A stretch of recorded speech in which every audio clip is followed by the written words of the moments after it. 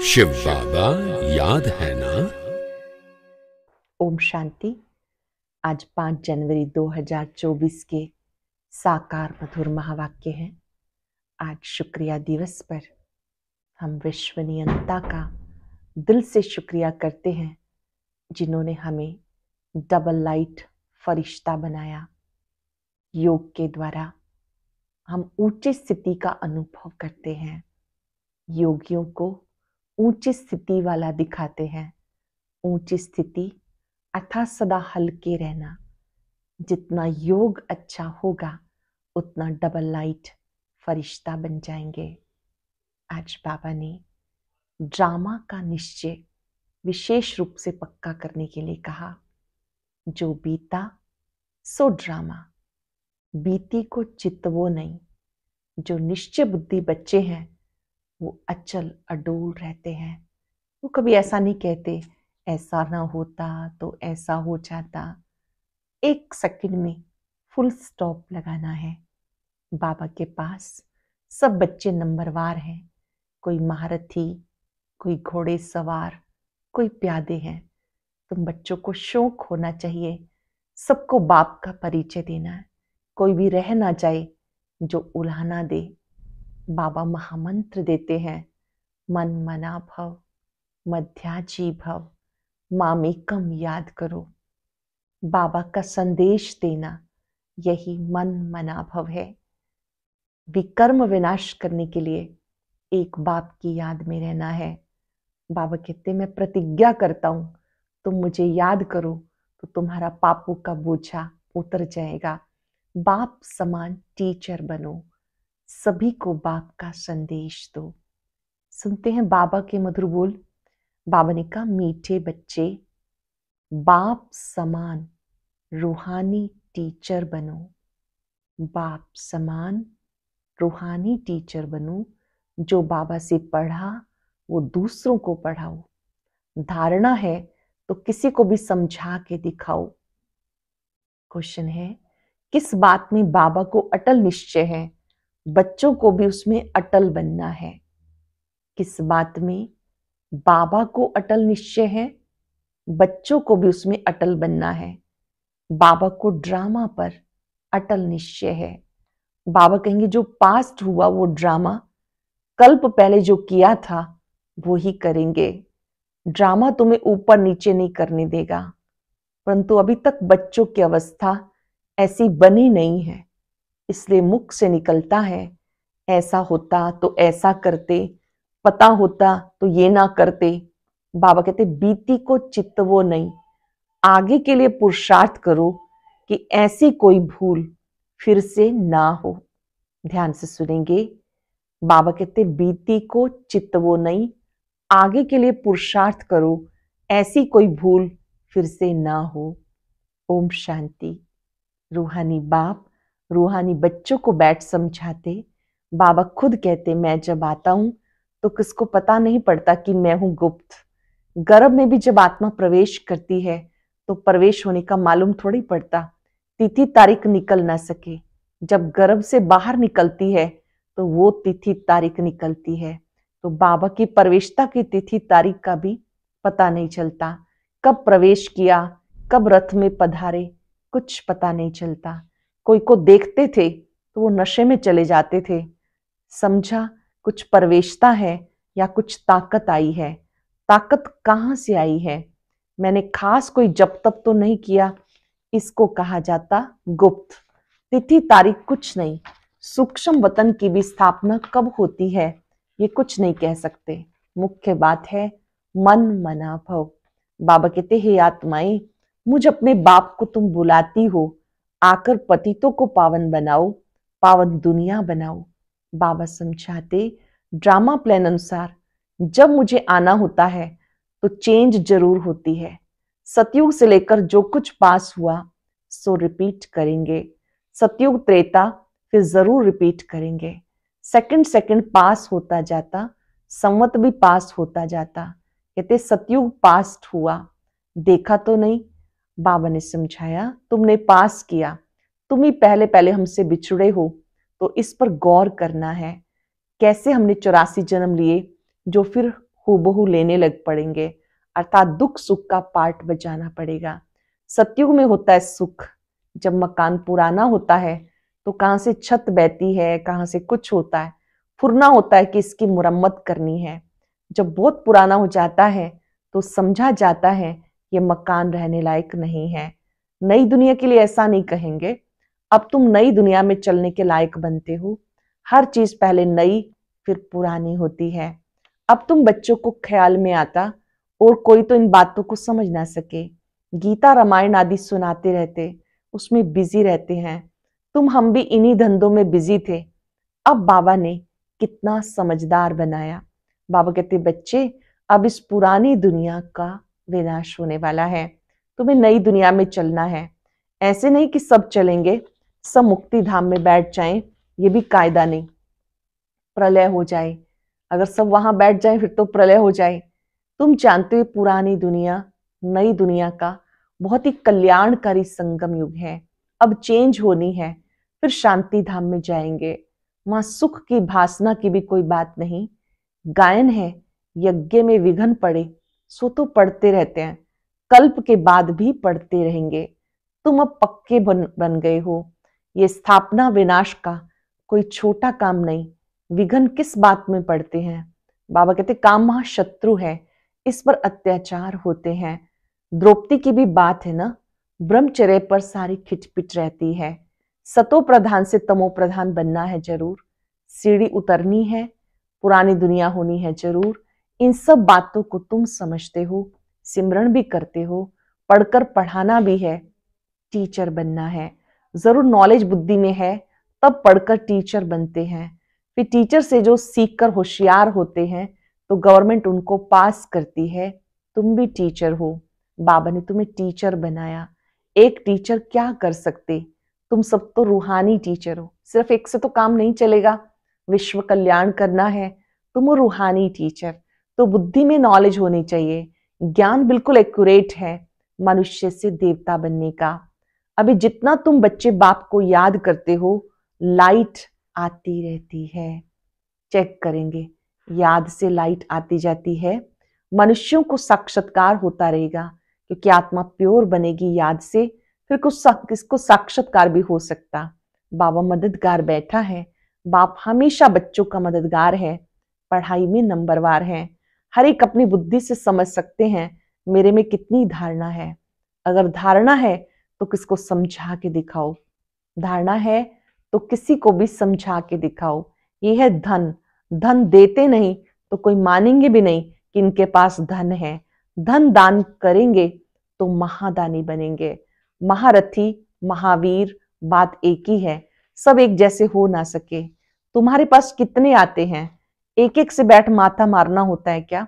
वो लोग अखबार द्वारा बहुत बातें सुनते हैं तो बहुत चमकते हैं, फिर जब तुम्हारे पास आकर सुनते हैं कहते हैं हमने परमत पर क्या किया, यहाँ बहुत अच्छा है। एक एक को ठीक करने में मेहनत लगती है, यहाँ कितनी मेहनत लगी है। फिर भी कोई महारथी, कोई घोड़े सवार, कोई प्यादे हैं। ये ड्रामा में पार्ट है, ये तो समझते हो। आखिरी जीत तुम्हारी होनी है। जो कल्प पहले बने थे वही बनेंगे। पुरुषार्थ बच्चों को करना है। बाबा राय देते, समझाने की कोशिश करो। पहले शिव बाबा के मंदिर में जाकर सर्विस करो। तुम पूछ सकते हो ये कौन है, इस पर क्यों पानी चढ़ाते हैं, तुम अच्छी तरह से जानते हो। कहते हैं गई टांडे पर और मालिक होकर बैठ गई, वरना गई आग लेने के लिए और वहां मालकिन बन के बैठ गई। ये दृष्टांत तुम्हारा है, तुम जाते हो जगाने के लिए। कहीं पे भी आप जाते हो उन्हें जगाने के लिए। तुम्हें निमंत्रण देकर बुलाते हैं तो ऐसा निमंत्रण आए तो खुशी होनी चाहिए। काशी आदि में बड़े बड़े टाइटल देते हैं, भक्ति में कितने ढेर मंदिर हैं। ये भी एक धंधा है। कोई अच्छी स्त्री देखी तो उनको गीता कंठ कराए आगे कर देते, फिर जो कमाई होती वो मिल जाती है, कुछ भी नहीं। रिद्धि सिद्धि बहुत सीखते हैं, ऐसे स्थानों पर जाना चाहिए। तुम बच्चों को कभी शास्त्रार्थ नहीं करना चाहिए, किसी से भी बहस नहीं करनी चाहिए। तुम्हें जाकर बाप का परिचय देना है। मुक्ति जीवन मुक्ति दाता एक है, उनकी महिमा करनी है। वो कहते हैं अपने को आत्मा समझ मुझे याद करो। बाकी मन मनाभव का अर्थ ये नहीं कि गंगा में जाके स्नान करो। माम एकम का अर्थ है मुझ एक को याद करो। मैं प्रतिज्ञा करता हूं मैं तुम्हें सब पापों से मुक्त कर दूंगा। माम एकम याद करो, मैं प्रतिज्ञा करता हूं मैं तुम्हें सब पापों से मुक्त कर दूंगा। जब से रावण आया तब से पाप शुरू हुए, तो ऊंच पद पाने का बहुत पुरुषार्थ करना है। पोजीशन के लिए मनुष्य रात दिन कितना माथा मारते हैं, ये भी पढ़ाई है। इसमें कोई किताब आदि उठाने की बात नहीं। 84 का चक्र बुद्धि में आ गया, कोई बड़ी बात नहीं। एक एक जन्म की डिटेल थोड़ा ही बताते हैं। 84 जन्म पूरे हुए, अब हम आत्माओं को वापस घर जाना है। आत्मा जो पतित बनी उसको पावन जरूर बनाना है। सबको यही कहते रहो, मां में कम याद करो। बच्चे कहते बाबा योग में नहीं रह सकते। बच्चे अपनी बात सुनाते हैं, बाबा योग में नहीं रह सकते। अरे मैं तुम्हें सम्मुख कह रहा हूं, मुझे याद करो। फिर योग अक्षर तुम क्यों कहते हो? योग कहने से तुम भूलते क्यों हो? बाबा को याद कौन नहीं कर सकता? योग कहने से तुम भूलते हो। याद करना है, योग अक्षर मत कहो, बस बाबा को याद करना है। लौकिक माँ बाप को कैसे याद करते हो? ये भी माँ बाप हैं, ये भी पढ़ते हैं। सरस्वती भी पढ़ती है, पढ़ाने वाला एक बाप है। ब्रह्मा भी पढ़ते हैं, सरस्वती भी पढ़ती है, बच्चे भी पढ़ते हैं, पढ़ाने वाला एक बाप है। तुम जितना पढ़ते हो फिर औरों को समझाते हो। बाबा कहते बच्चे शास्त्र पढ़ने जब तक करने से मुझे प्राप्त नहीं कर सकते, बाकी फायदा क्या? सीढ़ी तो उतरते ही आते हो। तुम्हारा कोई दुश्मन नहीं, फिर भी तुम्हें समझाना है जरूर कि पाप और पुण्य कैसे जमा होता है। रावण राज्य के बाद तुमने पाप करना शुरू किया। ऐसे भी बच्चे हैं जिनको नई दुनिया पुरानी दुनिया क्या है ये भी समझाना नहीं आता। ऐसे भी बच्चे हैं जिन्हें नई दुनिया क्या है पुरानी क्या है ये समझाना नहीं आता। अब बाबा कहते बेहद बाप को याद करो, वही पतित पावन है। बाकी तुम्हें कहीं जाने की जरूरत नहीं। भक्ति मार्ग में सदैव पैर घर से बाहर निकलता था। पति स्त्री को कहते श्री कृष्ण का चित्र घर में है, फिर बाहर क्यों जाती हो? क्या फर्क पड़ता है? क्या फर्क है? पति परमेश्वर है, इसको भी नहीं मानते। भक्ति मार्ग में वो दूर दूर ऊंचा मंदिर बनाते जो मनुष्यों का भाव बैठे। तुम समझते हो मंदिरों में हम जगह जगह जाते ढूंढते रहते थे, ये भी एक रस्म पड़ी है। शिव काशी में तीर्थ करने जाते, परंतु प्राप्ति कुछ नहीं। अब तुम्हें बाबा की श्रीमत मिलती तो तुम्हें कहीं जाना नहीं। पहले भटक रहे थे, अब बाबा मिल गया, अब कहीं जाने की जरूरत नहीं। अब तो समझ मिल गई कि बाबा को याद करना है। पतियों का पति परमेश्वर, वास्तव में वो एक है जिसको तुम्हारे पति काके मामे सब याद करते हैं। वो है पति परमेश्वर, यानी पिता परमेश्वर। वो तुमको कहते हैं माम एकम याद करो तो तुम्हारे विकर्म विनाश होंगे। तुम्हारी ज्योत अब जग रही है तो तुम्हारे से मनुष्यों को लाइट देखने में आती है। तो बच्चों का भी नाम बाला होना चाहिए। बाप बच्चों का नाम तो बाला करते हैं ना। सुदेश बच्ची समझाने में बड़ी तीखी है। सुदेश दीदी को बाबा याद कर रहे हैं, जो आजकल अपने ज्ञान सरोवर की भी सेवाएं संभाल रहे हैं, विशेष विदेश की भी सेवाओं के निमित्त हैं। तो बाबा ने कही बच्ची बड़ी तीखी है, पुरुषार्थ बहुत अच्छा किया है तो पुरानों से आगे गई है, इसमें भी जास्ती पुरुषार्थ कर आगे चली जाएगी। सारा मदार पुरुषार्थ पर है, हार्टफुल नहीं होना चाहिए। पिछाड़ी में आया तो सेकंड में जीवन मुक्ति पा सकते हैं। दिन प्रतिदिन ऐसे बहुत निकलते रहेंगे। ड्रामा में तुम्हारा विजय का पार्ट तो है ही, विघन भी पड़ने हैं। और कोई सत्संगों में ऐसे विघन नहीं पड़ते, यहाँ विकारों पर ही हंगामा होता है। गायन भी है, अमृत छोड़ विष काहे को खाए रे। ज्ञान से एक देवी देवता धर्म की स्थापना हो जाती। सतयुग में रावण राज्य हो ना सके, समझाने कितनी साफ है। राम राज्य के बाजू में ही रावण राज्य भी दिखाया है। तुम टाइम भी दिखाते हो, यह संगम। दुनिया बदल रही है, स्थापना पालना विनाश कराने वाला एक बाप है बहुत सहज, परंतु धारणा पूरी होती नहीं और सब बातें याद रहती हैं, बाकी ज्ञान योग भूल जाता है। बाबा ने कहा और बातें याद रहती हैं और ज्ञान योग भूल जाते हो। तुम ऊंच से ऊंच भगवान की संतान हो। दिन प्रतिदिन तुम साल्वेंट होते जाते हो, धन मिलता है, खर्चा भी आता जाता है। बाबा कहते हैं हुंडी भरती जाएगी, कल्प पहले मिसल तुम खर्चा करेंगे। जब आवश्यकता होगी आता जाएगा, आप बाबा ने कहा खर्चा करते जाएंगे, सेवार्थ आता जाएगा, हुंडी भरती जाएगी, कल्प पहले मिसल तुम खर्चा करेंगे। कम ज्यादा ड्रामा करने नहीं देगा।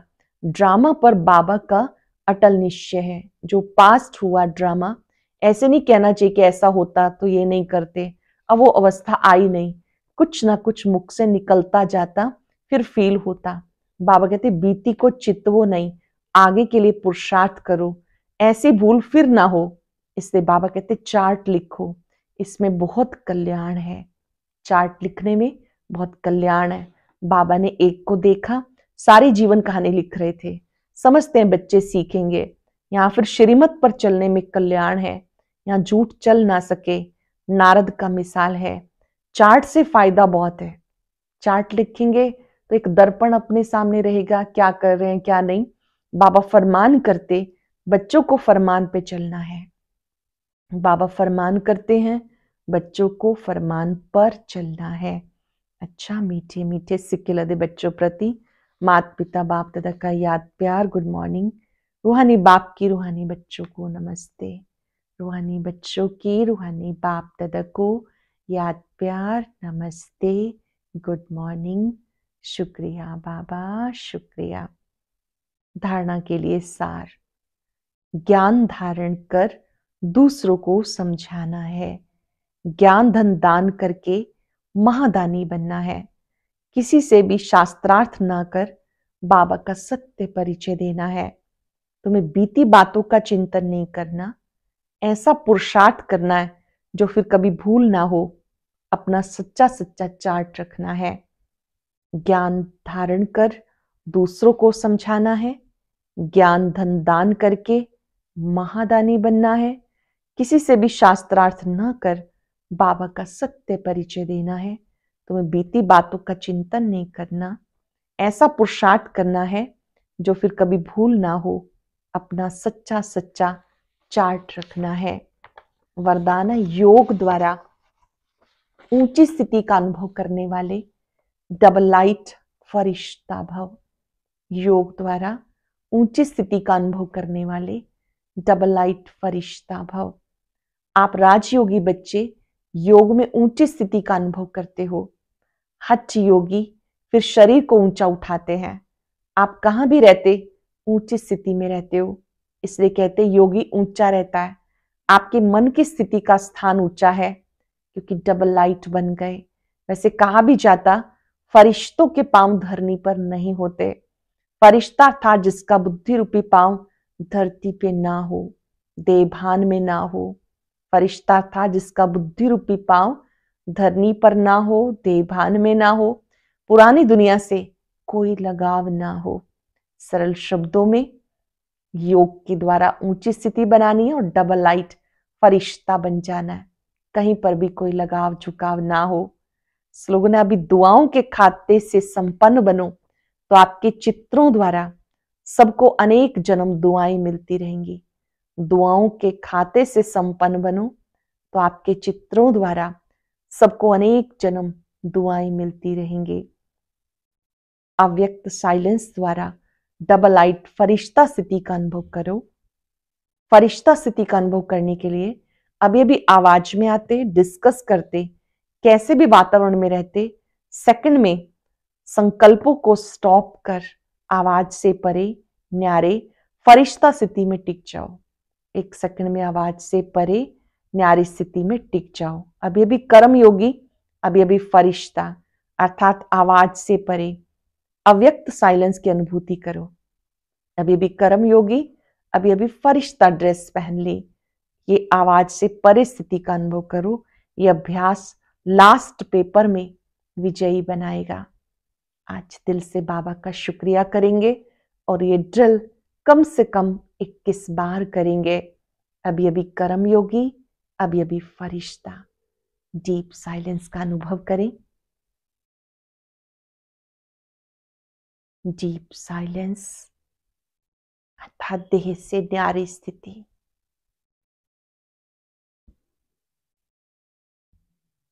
जितना आत्मिक स्वरूप में स्थित होंगे उतना मीठी शांति का अनुभव कर सकेंगे। अभी अभी अवतरित हुए कर्म क्षेत्र पर अभी अभी कर्म से न्यारे हो गए, आकारी फरिश्ता बन गए। बाकी सबको भी फरिश्ता रूप में देखेंगे, लाइट के आकार के फरिश्ते।